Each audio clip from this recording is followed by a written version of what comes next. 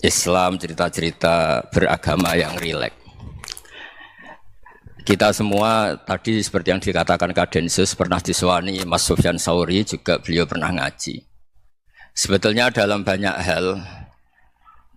hal-hal yang keseharian itu lebih prinsip ketimbang ide kita tentang hal-hal besar. Saya beri contoh, Allah itu Tuhan yang maha kuasa, yang menguasai alam raya ini. Kadang-kadang menjelaskan dirinya itu hanya alladzi at'amahum min ju'. Saya ini Tuhan yang memberi makan kamu saat Anda lapar, saat kalian lapar. Jadi untuk beriman kepada Tuhan yang Maha Esa, kepada Allah, kamu yakin yang memberi makan kamu itu Tuhan. Apapun kecewanya Anda terhadap tetangga, terhadap negara, terhadap mertua, terhadap istri, itu kecewa Anda tidak akan mati. Tapi kalau tidak makan itu mati. Sehingga Allah mensifati dirinya kadang pakai keseharian. Alladzi at'amahum min ju'. Tuhan itu siapa? Yang memberi makan kamu ketika lapar. Tapi kamu untuk syukur itu nunggu punya istri cantik, neriman, gampang diatur, membolehkan poligami. Terus 4 istri itu neriman semua, loyal semua. Itu sombong betul. Mau syukur saja kok repotnya seperti itu. Jadi mau syukur ya ada makanan dimakan. Itu kalau ngantuk ya tidur. Ayatnya wa min ayatihi manamukum billaili wan nahar. Maksud ayat Allah itu tidur. Nah, keangkuhan-keangkuhan ini yang menjadikan kita itu jadi repot hidup. Wong untuk syukur kok nunggu tadi. Mertua baik, tetangga baik, istri baik. Apa saja di sekelilingnya harus baik. Nah, keinginan berlebihan ini menjadikan kita lupa ada hal-hal yang paling kita butuhkan, yaitu oksigen. Kita boleh nempat di buminya Allah. Alladzi ja'ala lakumul ardo firasya. Bumi kamu tempati enak. Coba kalau gempa. Apa artinya istri 4 cantik semua kalau pas digoyang apa? Gempa. Apa artinya kamu jabat? Entah apa saja jabatannya. Kalau bumi likuifaksi, habis kamu. Kiai meskipun dai kondang umatnya jutaan, kalau likuifaksi di panggung hancur. Tapi nikmat-nikmat yang disebut Allah seperti ini jarang kita kaji keseharian. Alladzi ja'ala lakumul ardo mahda. Allah itu yang menjadikan bumi dalulan, yang mudah diinjak. Famshu fi mana biya, silahkan pakai jalan-jalan. Jadi saya termasuk benar-benar kiai Jawa. Kalau kerennya kiai Nusantara atau kiai Indonesia lah. Diajari bapak saya Kiai Haji Nur Salim, diajari Mbah Maimun. Itu Islam itu keseharian. Karena ketika Anda memilih hal-hal yang serius, itu tujuan utamanya nyari ridhonya Allah. Dan ridhonya Allah bisa kamu dapatkan sesuatu yang pasti benar. Misalnya dalam sebuah hadis Sahih Muslim disebutkan, Innallaha la yardha 'anil 'abdi idza akalal akla fayahmadahu 'alaiha aw yashraba syarba fayahmadahu 'alaiha. Itu redaksinya inna itu sesungguhnya. La yardha juga pakai lam taukid, juga maknanya sesungguhnya. Sungguh-sungguh Allah sangat ridho ketika seorang hamba itu makan ketika sesuap nasi dia muji Allah, ketika minum seteguk nasi dia muji Allah. Itu kalau orang diridhoni Allah itu wali betul. Itu untuk jadi wali itu gampang. Kamu makan ridho, kamu ninjak buminya Allah ridho, seneng, kamu hidup keseharian aman, seneng. Nah, ini supaya sampean kita semua ngaji betapa panduan Rasulullah untuk menggapai ridho Allah itu banyak yang keseharian sekali. Saking kesehariannya banyak dalam hadis dan itu sahih. Nabi menyebut hal-hal yang keseharian. Hatta ma tas'alu fi fimra'atika. Kamu punya uang kemudian istri kamu bisa makan, itu ibadah. Bahkan sebagian ibadah itu dicontohkan Nabi yang akhirnya diprotes sahabat.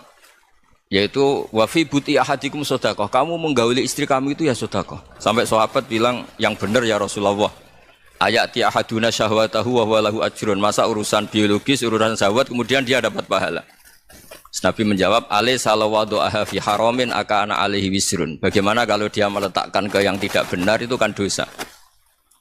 Nah, hal-hal seperti ini yang saya ingin teman-teman semua lah, semua. Saya juga agak ingin ngaji demi Anda juga agak ingin. Itu dosa sekali ngaji kok pesanan kelompok tertentu itu enggak boleh. Islam itu untuk semua. Jadi ya cuma karena di depan saya jenengan ya seakan-akan jenengan korbannya.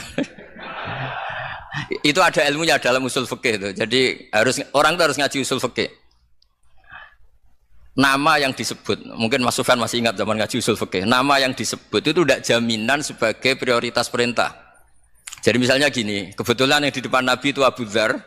Nabi ya bilang, ya Abu Dzarin ini uhibbuka misalnya, atau ya Mu'ad ini uhibbuka, atau ya Abu Hurairah ini uhibbuka misalnya. Banyaklah riwayat yang Nabi nyebut ya Abu Dzarin, ya Mu'ad, ya Abu Hurairah. Kemudian misalnya Nabi meneruskan khitab, ini uhibbuka, saya mencintai kamu, fakul dubur sholatin, atau sebagian riwayat disebut fala tada'anna dubura kulli sholatin, Allahumma inni ala dzikrika wa syukrika wa husni ibadatik. Saya mencintai kamu, siapa saja. Mu'ad bisa, Abu Dzar bisa siapa? Saya mencintai kamu, mohon kalau habis sholat kamu jangan lupa wiridan Allahumma a'inni ala dzikrika wa syukrika wa husni ibadatik. Ya Allah, tolong kami permudah supaya mudah ingat engkau. Anda tidak bisa mentang-mentang, wong nama saya Parmin, nama saya Purnomo, itu yang diperintahkan Mu'ad misalnya. Jadi yang disebut satu, tapi khitab itu untuk siapa saja. Saya teruskan ya. Jadi saya mohon semua kita melakukan kebaikan itu, kalau dalam kaidah fikih disebut al yakin la yuzalu bisyak. Banyak kebaikan yang kebenarannya itu 100%. Tidak punya efek samping ke pihak lain, ke kelompok lain, ke komunitas lain. Itu tadi misalnya Anda makan dan itu murah sekali, hanya butuh satu piring. Setiap kunyahan kamu muji Allah, setiap minum kamu muji Allah. Itu redaksinya Rasulullah SAW disebut Allah sangat ridho ketika seorang hamba makan, kemudian dia memuji Allah, atau minum kemudian dia muji Allah. Logikanya gampang. Negara seperti ini yang kamu harapkan bentuknya kayak apa, mertua, ipar, komunitas, tetangga, itu nyata terjadi itu kan belum pasti. Sementara yang mesti terjadi adalah kamu butuh makan, kalau tidak mati. Butuh minum, kalau tidak mati. Butuh bumi yang nyaman ditempati, kalau tidak kita juga mati. Sebab itu Allah kalau menyebut nikmatnya itu hal-hal yang keseharian. Alladzi at'amahum min ju'. Allah itu siapa? Allah itu yang menciptakan kamu bisa makan. Tidak berlebihan. Allah itu yang menciptakan kondisi sosial itu ideal. Zaman Nabi itu ya ada orang munafik. Orang-orang pilihan Allah itu juga diuji orang sekelilingnya yang macam-macam. Semua diuji sesuai konteks zaman dan waktu. Nah, tapi ada ibadah-ibadah yang selalu disarankan Nabi. Sampai Nabi itu pernah ditanya, Ayul Islam ya khairun ya Rasulullah, Islam terbaik itu gimana? Jawabannya Nabi itu unik. It'amu to'am. Islam terbaik itu ya makan-makan, santai-santai. Ketika Allah menyebut beberapa kebaikan, falak tahamal aqobah, wa ma adrokan apa? Mal aqobah. Terusannya apa? Fakku rokobah. Terusannya apa? Au it'amun fiyaumin di masubaya. Atau acara makan-makan itu juga Islam. Kenapa? Ya bayangkan kalau tidak ada makanan, kita mati kan? Kondisi sosial tidak ideal itu Anda masih gak apa-apa. Tapi kalau Anda tidak makan, Anda tidak minum, kamu punya istri cerewet masih bisa hidup, punya mertua cerewet masih bisa hidup. Tapi kalau tidak makan bisa mati. Berarti penting mana istri sama makan? Penting mana? Makan. Semoga istri Anda dengar, nanti kamu disuruh makan tapi pulang deh. Itu kalau dibahasakan makan masih memahami. Penting mana nasi satu piring dengan istri. Nggak ada nasi mati, nggak ada istri belum mati. Penting mana? Gak berani jawab kan? Nah, ternyata Anda ada garang kan di depan istri.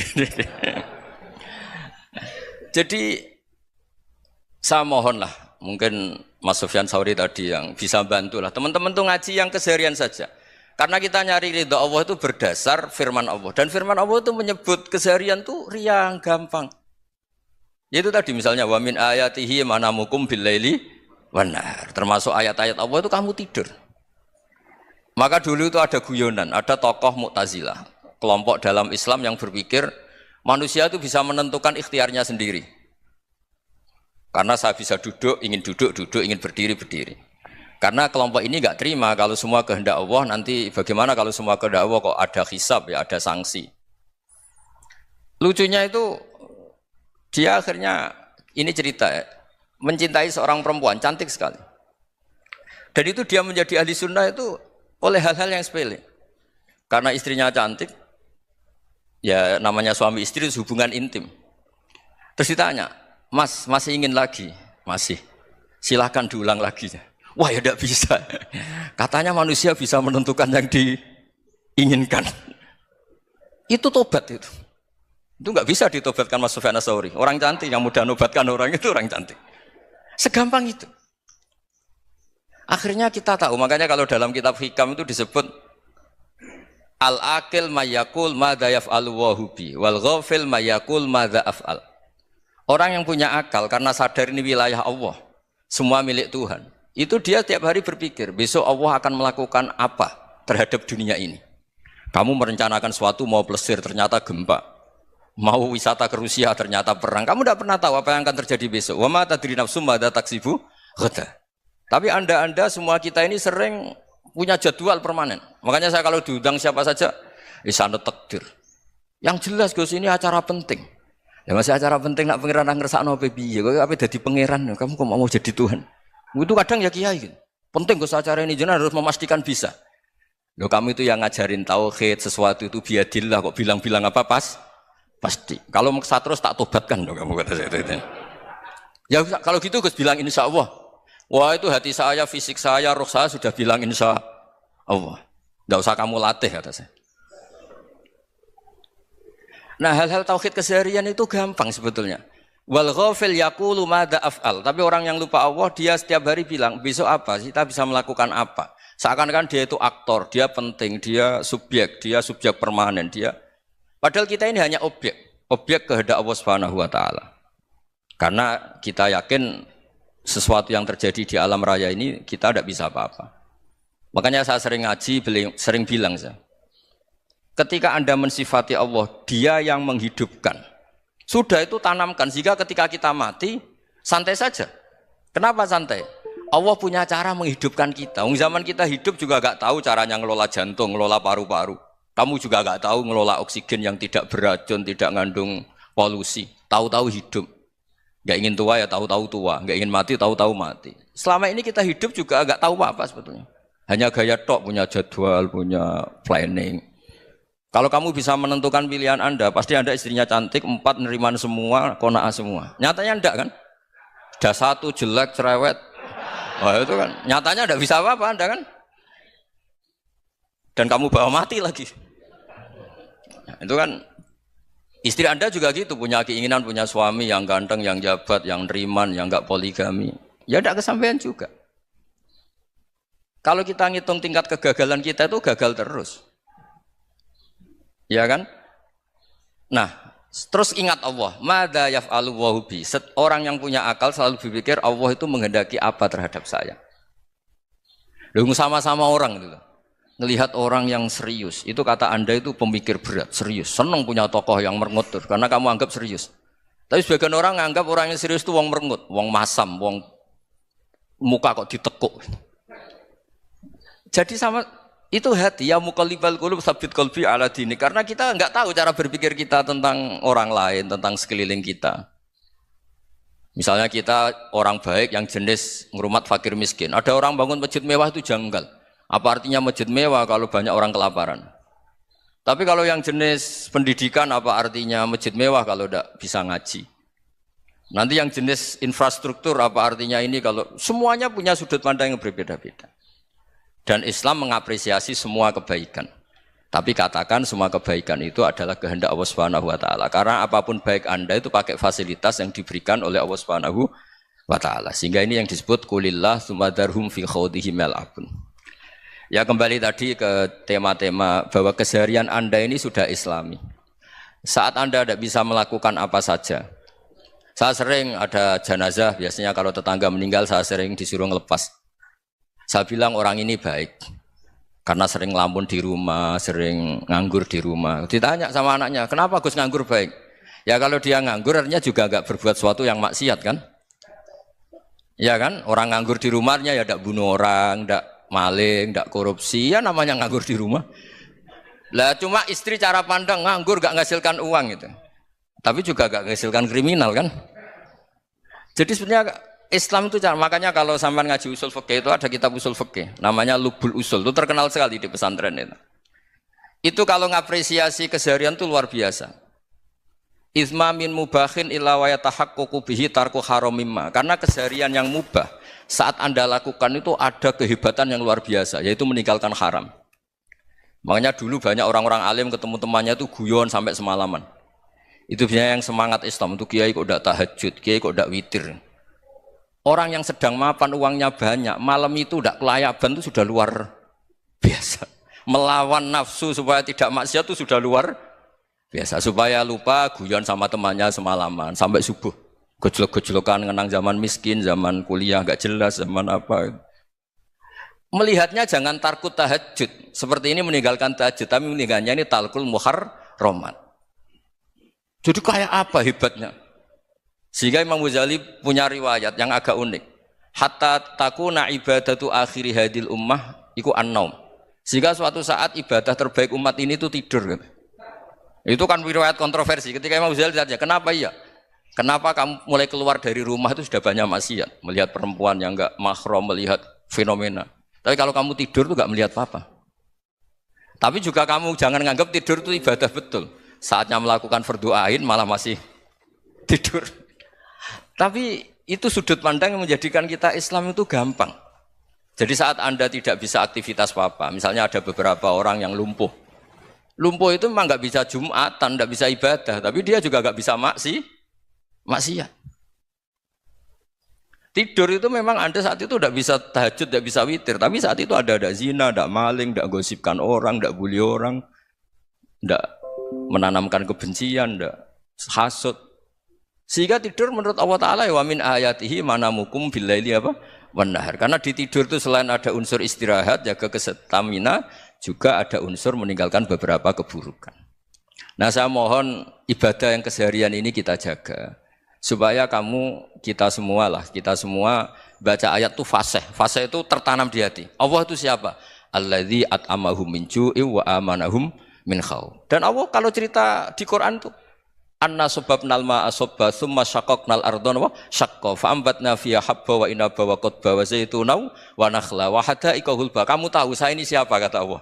Saya ini adalah Tuhan yang menurunkan air, kemudian ada tanaman banyak. Habba wa inaba wa qadba, ada zaitun, ada tin, kalau orang Jawa mungkin ada tela, ada padi, ada mangga, ada pisang. Sudah. Wa inaba wa zaituna wa nakhla wa hada'iqa hulba. Ada perkebunan yang lebat. Tujuannya apa? Mata Allahkum, silahkan kamu pakai, kamu nikmati. Tapi karena kadang kita ini punya ide-ide besar. Tadi untuk syukur saja nunggu punya istri riman, rumah baik, tetangga baik, komunitas baik, semuanya baik baru syukur. Lama-lama nanti ada di surga, syukurnya nunggu surga paling kelas A.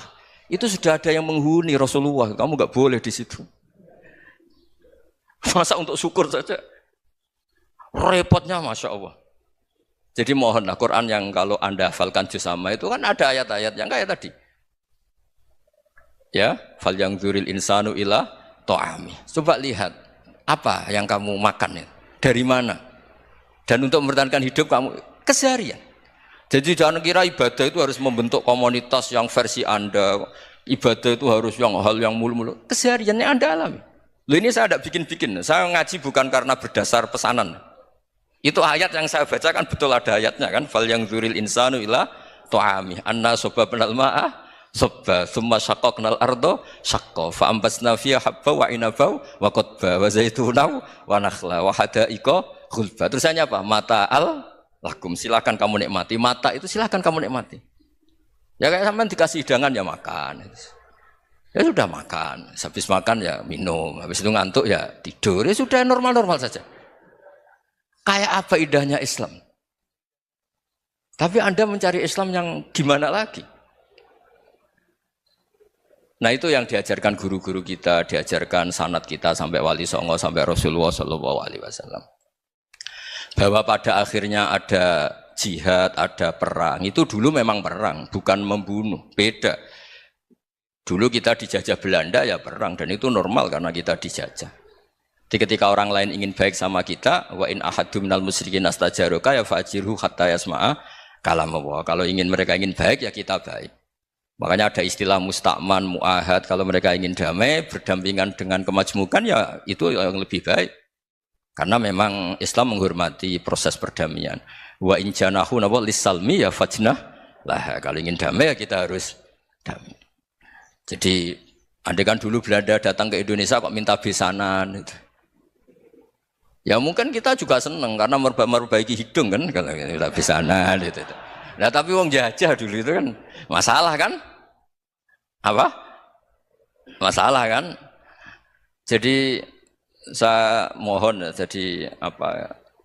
Makanya saya tadi minta sama Bapak Kadensus kemarin juga pernah main ke saya.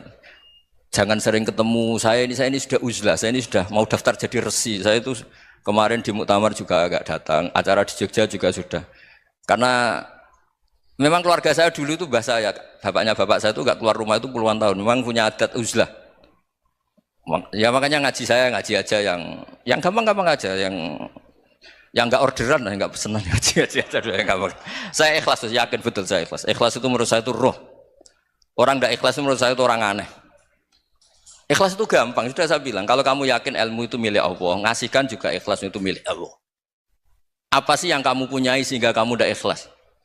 Uang milik Allah, energi kita milik Allah, bumi milik Allah. Kemudian kamu merasa memiliki. Merasa memiliki itu kalau dalam ilmu tasawuf sudah kesalahan kan. Bagaimana Anda punya? Coba tahu-tahu tanah itu kok milik Anda. Karena saya beli, saya beli dari orang, dari Zaid. Padahal yang asli punya itu Allah. Apa benar kamu pernah beli sama Allah? Zaid ini pemilik nisbi, pemilik yang enggak sebenarnya kan. Ya enggak? Yang benar-benar pemilik itu Allah. Kok kamu ngerasa itu bumi kamu itu atas nama apa coba? Milik kan harus beli atau dikasih. Tidak semua kan? Nah, makanya terus famshu fi manakibiha dan Allah menyebutnya, sudah saya ini yang menciptakan bumi. Waladzi ja'ala lakumul arda dalulan. Dan Allah menyebutnya sederhana, famshu fi manakibiha, silakan jalan-jalan. Terusannya apa? Wa kulu mirizki, silakan makan-makan. Jadi Islam itu yes. Ya, makanya kiai-kiai itu ada acara makan, sampai ada guyonan fikuli makanin makan di setiap tempat ya makan. Nggih ngoten guys, pokoknya sing gampang-gampang mawon nggih. Nggih Mas Sufyan nggih sing gampang-gampang mawon nggih. Assalamualaikum warahmatullahi wabarakatuh. Nah, yang saya ingin tanyakan, bagaimana kita memupuk konsep persaudaraan tanpa memandang kepentingan duniawi. Bismillahirrahmanirrahim. Ya yang rileks saja ya. Saya pernah ketemu orang yang pakaiannya itu enggak, mungkin kalau orang syariat bilang enggak syar'i lah. Pakai pakaian yang tidak syar'i. Tapi dia muslimah, dia ke masjid. Saya ditanya sama seseorang, Gus kok sama orang gitu mau bertemu gitu. Karena terus saya bilang, kenapa? Dia pakaiannya ada Islami. Oke, dia tidak pakaian Islami itu nyata, tapi dia ke masjid itu Islami, tetap sholat itu Islami. Ketika dia ingin sholat dan tetap sholatnya pakai takbir, pakai rukuk, pakai sujud itu Islami. Wong setelah di masjid ya pakai mukena, pakai. Kalau sama-sama nyata, Anda kan boleh ngingat sama-sama yang fakta gitu. Dia punya kesalahan dalam berpakaian, tapi punya kebenaran dalam sujud, dalam rukuk, dalam ibadah. Dan itu tradisi Quran. Quran ya cerita fama ya'mal mithqala dzarratin khairan yarah wa may ya'mal mithqala dzarratin syarran yarah. Apa susahnya sih ingat dua-dua sisi itu? Sama bernegara atau bertetangga, kita bayangkan jangan bernegara dulu, terlalu luas, bertetangga saja ukuran. Karena nanti sama, bernegara sama bertetangga itu hadisnya sama. Kita di kampung itu ya ada masjid dan orang-orang yang enggak sholat juga nyumbang masjid. Bahkan ada yang nyumbang masjid banyak terus tidak sholat. Karena keramik saya sudah sholat katanya. Saya pernah ketemu orang model gitu itu ya ada. Jadi, tapi ada juga yang sholat terus tapi enggak pernah nyumbang masjid. Ya orang banyak. Intinya itu Allah itu punya tradisi, punya sunnatullah. Kebaikan ya dihitung, kejelekan juga dihitung. Dulu ketika Rasulullah SAW hidup bersama komunitas yang majmu', itu sebetulnya permintaannya Nabi, jangan halangi kami saat mau beribadah. Dulu sampai perang karena mereka menghalangi. Sebenarnya problem mereka wa yasudduna an sabilillah, menghalangi. Sebenarnya kalau dulu saling toleransi ya enggak ada masalah. Artinya ketika Anda ingin sholat di Indonesia agak dihalangi, ingin pengajian agak dihalangi, sebenarnya ini enggak ada masalah. Ya soal ada kebaikan, ada keburukan, ya mulai Nabi Adam sampai sekarang, sampai kiamat. Itu cara pandang. Jadi cara pandang kita terhadap orang lain itu harus hal-hal yang nyata. Kalau kesalahan mereka nyata, kebaikan mereka juga nyata. Kenapa kita hanya ingat sisi yang jelek, tidak ingat sisi yang baik? Saya sering cerita ke santri-santri saya, setiap saya pengajian diundang orang di mana-mana itu saya mesti istighfar. Karena nggak ada pilihan. Saat saya datang ke pengajian di Sulawesi misalnya, saya tinggal ngaji di sini. Saat saya ngaji di sini, ninggal undangan yang di sana. Hidup itu tidak banyak pilihan, meninggalkan kebaikan, melakukan kebaikan. Artinya gini, dalam kebaikan saja ada kebaikan yang ditinggalkan. Apalagi dalam kejelekan. Makanya di sini ada pepatah terkenal dalam ilmu tasawuf itu. Wastighfaruna yahtaju ilal istighfar. Saat Anda baik saja butuh istighfar. Bapak saya kalau guyon gini, Mas Sofyan. Ada imam istiqomah jadi imam masjid sampai tua sampai batuk-batuk. Itu bagus istiqomah. Tapi itu masalah kata Bapak. Akhirnya enggak kaderisasi katanya. Itu istiqomah apa enggak mau diganti orang lain katanya. Ada kiai dai di mana-mana. Itu mesti orang muji, "Oh itu dai di mana-mana, laris enggak pernah di rumah." Pondoknya pasti bubar itu karena ditinggal. Jadi kebaikan seperti ada orang sering sowan kiai. Wah itu malah lebih masalah lagi kan. Kadang kiainya pas istirahat, yang disalamkan template uang jatah susu anaknya. Hari itu waya tagihan malah lari sowan kiai. Nah, harusnya di rumah ada berdoain tagihan listrik entah apa. Jadi makanya di hikam itu terkenal kata-kata manusia itu siapa? Manusia itu mangkanat mahasinuhu masawiyah fakih falatakunu masawihi masawiyah. Manusia itu orang ketika baik saja salah, apalagi pas salah. Coba saya misalnya pidato begini, di atas panggung saya orang alim pidato nasihati orang. Di saat yang sama seperti yang tanya Mas Wildan tadi ada agak sopannya. Di situ ada mungkin orang yang lebih sepuh timbang saya. Masa lebih muda kok di atas? Yang di bawah lebih tua? Ada enggak sopannya? Mau enggak pidato disuruh, mau di atas disuruh, enggak sopan sama yang. Tapi misalnya yang paling sepuh pidato enggak pernah ngaji kok pidato terus gimana? Artinya ketika kita baik saja ada salahnya, apalagi pas salah. Sebab itu ajaran Rasulullah itu suruh berdoa Rabbana dzalamna anfusana. Sebelum minta itu merasa ya Allah kita ini mendolimi diri kita sendiri. Karena dalam pilihan-pilihan itu pasti ada salahnya. Coba misalnya Anda bangun masjid habis 2 miliar. Yang harusnya 1 miliar sudah jadi. Terus nanti suatu saat ketemu Allah ditanya. Itu ada orang miskin, fakir miskin, yatim. Andai kan kamu sumbang 1 miliar itu sejahtera semua. Gara-gara kamu bangun masjid terlalu mewah. Ya tapi kadang-kadang orang kebaikannya itu orientasinya bangun masjid, gak tertarik nyumbang fakir. Saat itu cara berpikir gitu mau apa? Tapi kalau dia mau luhur manusia terbaik karena bangun masjid 2 miliar, coba diaudit secara kepentingan syar'i. Penting mana dengan ngasih makan fakir miskin? Penting mana dengan menikahkan janda misalnya? Penting mana dengan pendidikan? Apa artinya masjid mewah orang nggak tahu halal haram, nggak tahu najis, nggak tahu cara sesuci, nggak tahu cara adzan yang benar. Terus penting mana untuk beli kitab sama dipakai masjid? Apa artinya beli kitab apa tapi nggak makan? Penting mana makan sama beli kitab? Ada auditnya. Makanya manusia itu ketika baik pun disuruh istighfar. Apalagi ketika salah. Nah dengan perasaan seperti itu kebencian pada orang lain luluh karena potensi baik pada orang lain ternyata tinggi. Dan potensi salah ke kita juga tinggi. Nah dilatih gitu. Jadi di Ihya itu ada kitab tawaduk. Kitab tawaduk itu dilatih. Ketemu orang tua. Huwa aksaru ibadatan. Dia mesti ibadahnya lebih banyak karena lebih tua timbang saya. Pasti sholatnya lebih lama timbang saya. Ketika Anda sudah tua melihat anak-anak, huwa aqallu minni maksiatan. Mesti maksiatnya tidak banyak karena masih kecil.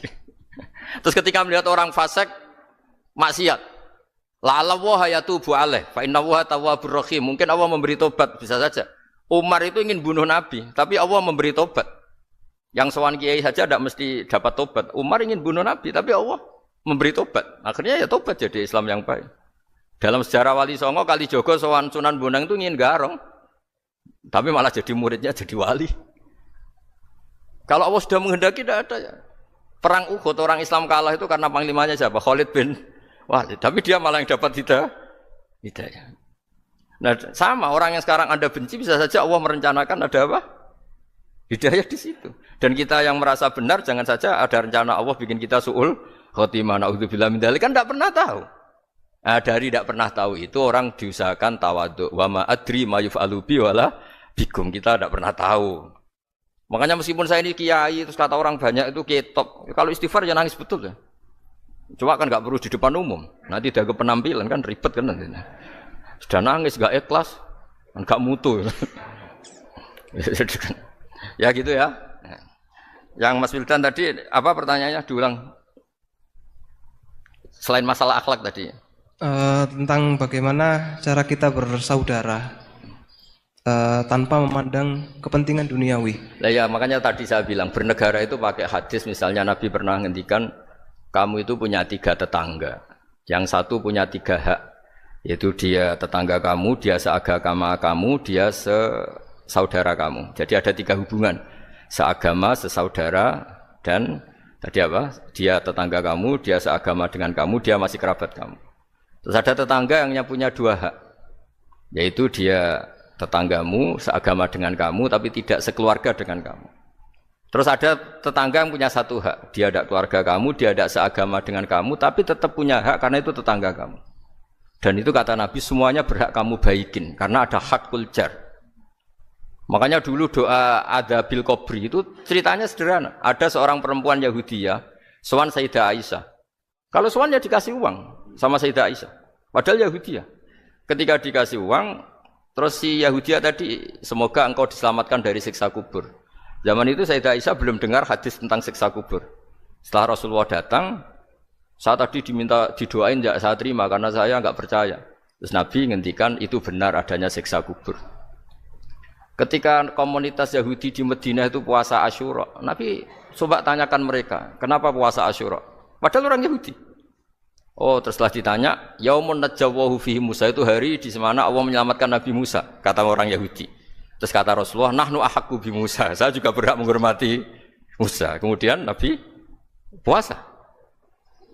Suatu saat lagi ada orang Yahudi datang, ya Rasulullah, ya Muhammad, manggilnya ya Abul Qasim karena orang Yahudi. Ya Abul Qasim, nanti nasib langit bumi ini di mana? Manusia yang sudah mati-mati di mana ketika bumi dihancurkan? Mayat-mayat yang sudah di kuburan di mana? Terus orang Yahudi tadi bilang, Inna woha wadu as-samawati ala dzih wal arodina ala dzih. Soalnya Allah itu bisa saja mengelola langit bumi yang sudah hancur gini-gini. Nabi itu tertawa-tawa. Dalam sebuah riwayat disebut hatta badat nawajidu. Tertawanya Nabi itu lepas sampai giginya kelihatan. Kata rawinya tasdiqan liqaulil khabri, karena Nabi membenarkan orang Yahudi tadi. Jadi intinya dalam banyak hal itu ya dicari kesamaan. Makanya kalau interaksi dengan kelompok lain kata Nabi la tusaddiquhum wa la tukadzibuhum. Kamu jangan mengiyakan juga jangan menolak. Kamu tolak jangan-jangan pas yang sama dengan ajaran kita. Kamu benarkan jangan-jangan yang tidak sama. Ya sudah, kalau enggak sependapat ya jangan ngambil sikap. Nah itu juga yang dipraktikkan Rasulullah SAW. Nabi yaqumu lailatan yuraddidu hadil ayat. Nabi pernah sholat 1 rakaat hanya ngulang 1 ayat. Itu aja agak selesai. Yaitu ngulang-ulang ayat. Fa'aqulu kama qala al-abdus sholeh in tu'adzibhum fa innahum ibaduk wa in taghfir lahum fa innaka antal azizul hakim. Pun Gusti kula nyerah. Semua ini hamba jenengan, monggo jenengan napakno sing duwe jenengan. Intinya itu ini wilayah jenengan, ndak wilayah saya. Nah kadang-kadang kita sebagai manusia itu jumawa seakan-akan itu wilayah kita. Kita nyiksa terserah kita, mengampuni ya terserah kita. Padahal tidak milik kita. Dunia ini milik Allah Subhanahu wa Ta'ala. Makanya yang terakhir saya ijazahkan ijazah bapak. Bapak saya itu orang hafal Quran, alim tapi lucu, senengannya guyon. Kalau ngajarkan saya tauhid, tasawuf itu gampang. Hak kamu punya tetangga, punya Innova. Terus kamu berpikir, kamu miskin berpikir, itu pajaknya saja berapa? Kalau apa itu bannya sudah halus itu gantinya kayak apa, kalau rusak kayak apa. Terus kata bapak, ngora melok duwe kok mikir, ndak ikut punya kok mikir. Terus coba kamu nggak ikut punya Alphard. Terus saya mikir, wah itu pajaknya berapa Pak Martinus, bisa dipakai beli motor kan, pajaknya apa? Alphard ini. Oh nggak ikut punya kok. Nah, dunia itu rawekmu, mbok pikir lah apa ono sing duwe. Maksudnya dunia itu milik Allah, apa kamu pikir itu milik yang punya gitu. Nah itu yang dimaksud dalam ilmu tasawuf, da'it tadbir fama qoma bi ghairuk latukim bihi nafsak. Sudah kamu tidak usah ikut campur, itu wilayahnya Allah gitu, karena wong tidak ikut punya kok ikut mikir. Anda benci orang, benci sekali karena dia tauhid misalnya. Jangan-jangan Allah punya rencana memberi hidayah dia. Atau Allah punya rencana dari dia keluar orang-orang Islam yang soleh. Makanya ketika Malakul Jibal, ya Rasulullah saya disuruh Allah, terserah engkau. In syi'ta an udbiko alaihim al-akhshaben. Kalau engkau mau orang-orang yang mendustakan kamu saya hancurkan. Apa jawabannya Nabi? La, jangan. Bal arju ayyukhrijawah min aslabihim ma ya'buduwaha wa la yusyriku bihi syai'an, itu di Bukhari. Enggak, bisa saja sekarang dia kafir, anak turunnya jadi Islam. Dan betul. Abu Jahal punya anak Ikrimah, Abu Lahab punya anak Darro. Walid itu musuh besarnya Nabi, punya anak Khalid. Ya sudahlah, kita selalu berharap bahwa ini wilayahnya Allah. Sudah, kita berharap agama ini bagi yang selalu punya harapan. Limangkan yarjuwaha, orang yang selalu punya harapan. Kita berharap tambah hari tambah baik, tambah damai, tambah kondusif, tambah segalanya baik. Dan saya seperti ini juga ingin ikhlas dan akan selalu ikhlas. Ya, saya sering bilang kalau pejabat mau sini itu sering tak ngel-ngel. Saya ini sudah ingin Indonesia itu baik itu tanpa diminta. Kalau diminta itu malah seakan-akan saya belum melakukan, ini kan. Sudah saya lakukan kok baru diminta. Karena ini wilayah kita semua, artinya ingin baik itu keinginan kita semua. Status kita. Kata Sayyid Zabidi dalam kitab Ithaf, keinginan baik itu syakhsiyatuk wa hakikatuk. Itu kamu sekali. Manusia itu kan kata Allah Ta'ala, saya pertama menciptakan manusia itu khunafa, orang yang berkeinginan baik. Baru digoda setan terus macam-macam. Jadi keinginan baik itu hakikatuk wa syakhsiyatuk. Itu kamu sekali. Ingin baik itu kamu sekali. Itu status kamu katanya. Makanya orang preman kayak apa, mabuk kayak apa, ada orang kecelakaan, pikiran pertama itu nolong, itu yang normal. Soal ada kasus, pikiran pertama ngambil HP-nya itu 0,0 sekian persen. Jadi pikiran pertama mesti nolong itu, karena itu syakhsiyatuk wa hakikatuk.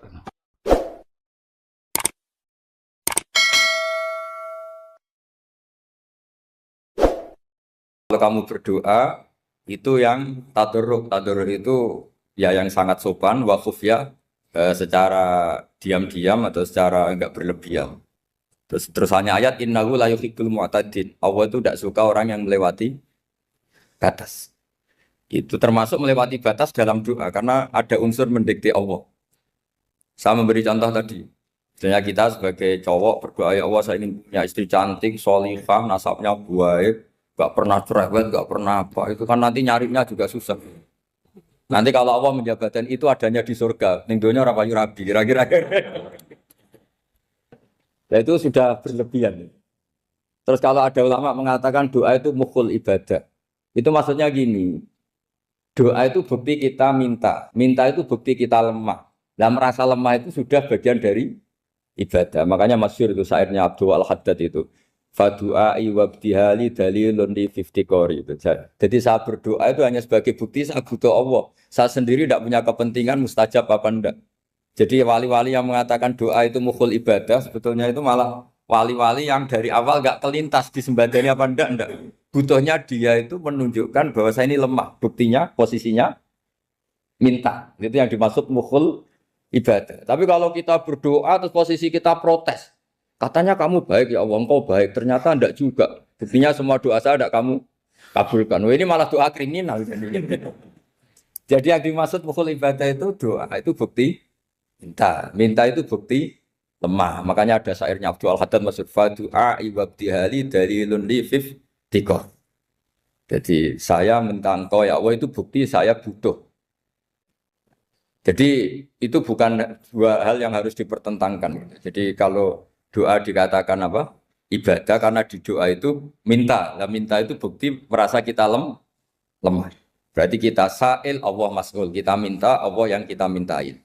Kita menengadah Allah yang berposisi memberi. Itu saja sudah cukup sebagai ibadah. Meskipun doa kita tidak mustajab. Karena memang tadi seperti itu. Kalau di ilmu-ilmu tasawuf itu apa ya? Doa itu memang benar-benar sudah mukul ibadah karena tadi perasaan merasa butuh sama Allah itu. Nah, merasa butuh itu, nah kalau kita berdoa merasa butuh sama yang kita minta, itu dalam ilmu tasawuf sudah kriminal, berarti kamu lebih butuh makhluknya. Misalnya begini ya, saya ingin punya rumah bagus, terus setelah punya rumah kredit saya utangnya banyak. Sebetulnya saya itu tidak pernah ingat Allah. Gara-gara utang banyak, kredit jatuh tempo, terus melibatkan Allah. Ya Allah saya ini utang banyak gini, terus tolong dibayar. Sebetulnya saya itu ingat utang, cuma Allah tak libatkan kan. Lah itu tidak akan jadi wali, yang jenis ini tidak akan jadi wali. Saya ingin jadi dosen, melibatkan siapa ya nanya, melibatkan Allah terus malam-malam bangun melibatkan Allah.